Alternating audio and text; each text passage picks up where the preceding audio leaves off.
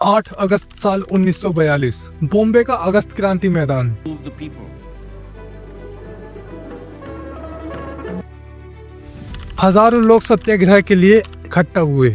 महात्मा गांधी ने historic quit India movement का ऐलान किया। उन्होंने बोला, डू और डाई। पूरे देश की सांसें थम सी गई। हर तरफ एक नई उम्मीद की लहर थी। पर इसी भीड़ में एक लड़की भी खड़ी थी जिसका नाम था उषा मेहता। सिर्फ 22 साल की, लेकिन दिल में आजादी का जुनून था। इन्हीं दिनों हर जगह मीटिंग चल रही थी। उषा मेहता भी अपने कुछ दोस्तों के साथ एक सीक्रेट मिशन तैयार कर रही थी जिसका नाम था कांग्रेस रेडियो। ब्रिटिशर्स को एक ऐसा झटका देना था कि पूरा हिंदुस्तान सुन सके, सोच सके, झांक सके अपने नई आसमान की तरफ। चलिए आज की वीडियो में जानते हैं कि कैसे एक जवान लड़की ने ब्रिटिश एम्पायर की नींद उड़ा दी, यानी उषा मेहता की कहानी। उषा मेहता का जन्म 25 मार्च साल 1920 को गुजरात के सूरत में एक स्ट्रिक्ट मिडिल क्लास फैमिली में हुआ था।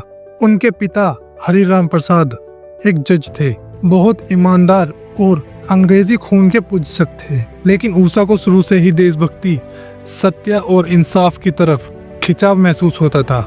उषा बचपन में गांधी जी की स्पीच सुन सुन के बड़ी हुई। उन्होंने अपने पिता को बोला कि मैं आज़ादी की जंग में हिस्सा लूंगी। उनके पिता ने कहा, ये पॉलिटिक्स लड़कियों का काम नहीं। पर उषा की सोच अलग थी। स्कूल और कॉलेज में भी वो अपने दोस्तों को इंस्पायर करती रही। वो कहती थी कि मैं चाहती हूँ कि मैं खुद की आज़ादी की लड़ाई लड़ूं, अपने लिए, अपने देश के लिए। एक आवाज़ जो ब्रिटिशर्स को हिला गई। साल 1942 में क्विट इंडिया मूवमेंट स्टार्ट हुआ। गांधी जी, नेहरू जी, सरदार वल्लभ भाई पटेल, सबको जेल में डाल दिया गया। पूरी कांग्रेस लीडरशिप चुप कर दी गई। तब उषा ने सोचा, जब नेता बोल नहीं सकते तो हम उनकी आवाज़ बनेंगे। उन्होंने अपने कुछ करीबी दोस्त विठल भाई जवरी, टेक्नीशियन और photographer, Chandrakant Bansali, radio operator, और बाबू भाई ठक्कर, इंजीनियर के साथ मिलकर एक अंडरग्राउंड रेडियो स्टेशन शुरू किया जिसका नाम रखा गया कांग्रेस रेडियो। 14 अगस्त 1942 कांग्रेस रेडियो से पहला मैसेज आया, ये कांग्रेस रेडियो है, आपका स्वागत है। ऑपरेटिंग फ्रीक्वेंसी थी 7.12 मेगाहर्ट्ज़। उषा अपनी पहचान छुपाकर बोल्ड और क्लियर आवाज में अनाउंस करती थी, सभी भारतीयों से निवेदन है, डरो मत, आज़ादी की लड़ाई में हिस्सा लो। जरा सोचिए, एक पतली सी लड़की रात के अंधेरे में लोकल ट्रेन पकड़कर 2 किलो का ट्रांसमीटर ले जा रही थी। एक जगह से दूसरी जगह शिफ्ट करती रही, सिर्फ इसलिए ताकि देश की आवाज़ बंद ना हो। कांग्रेस रेडियो से हर दिन नए नए मैसेज जाते थे। गांधी जी का मैसेज, नेहरू जी की स्पीच, सुभाष चंद्र बोस का ऐलान, सब कुछ इस रेडियो के जरिए देश तक पहुंचता रहा। लोगों को लगता था कि कोई है जो सच बोल रहा है। ये रेडियो एक लाइफलाइन बन गया। लोग हर रात छुप छुप के सुनते, पड़ोसियों को बताते। रेडियो उनके लिए उम्मीद बन गया था। आवाज़ की हर वाइब्रेशन में एक जज्बा था, आज़ादी का। ये सब देखकर ब्रिटिश पुलिस पागल हो गई थी। इंटेलिजेंस डिपार्टमेंट को सिग्नल ट्रेस करने भेजा गया, लेकिन हर बार रेडियो की लोकेशन बदल जाती थी। कभी गिरगांव, कभी चौपट्टी, कभी मरीन लाइंस। हर जगह ट्रांसमीटर ले जाके सेटअप करना, सिग्नल टेस्ट करना, पुलिस से बचाना मिशन इम्पॉसिबल लगता था। लेकिन उषा और उसकी टीम ने हर बार इम्पॉसिबल को पॉसिबल बनाया। एक दिन किसी इन्फॉर्मर ने कांग्रेस रेडियो की लोकेशन पुलिस को बता दी। रेड हुई, पुलिस ने सबको अरेस्ट कर लिया। उषा उस वक्त माइक के सामने थी। आंखों में डर नहीं, सिर्फ गर्व था। उषा और उसकी टीम को जज के सामने कोर्ट में पेश करा गया। जज ने कोर्ट में पूछा, तुम अभी बच्ची हो, ऐसा काम क्यों किया? उषा सिर्फ मुस्कुराई और बोली, देश पे जान देने के लिए उम्र नहीं देखी जाती। इसके बाद उषा को कई महीने तक जेल में रखा गया। दर्द दिया, लेकिन उसकी रूह नहीं टूटी।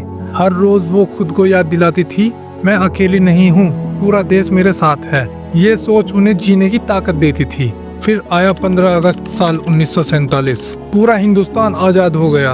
उस दिन भी उषा जेल में ही थी, लेकिन जैसे ही उसे आज़ादी की खबर मिली, उसने एक पल के लिए अपनी आंखें बंद कर ली और गलज में रख दिया। ये लड़ाई हर किसी की है। जेल से बाहर निकलकर उषा मेहता ने अपनी जिंदगी अकेडमिया को दे दी। मुंबई यूनिवर्सिटी में प्रोफेसर बनी। पॉलिटिकल साइंस की क्लास में ना सिर्फ वो फैक्ट और डेट पढ़ाती, बल्कि स्टूडेंट्स को जीने का तरीका, प्रिंसिपल्स और इथिक्स भी सिखाती थी।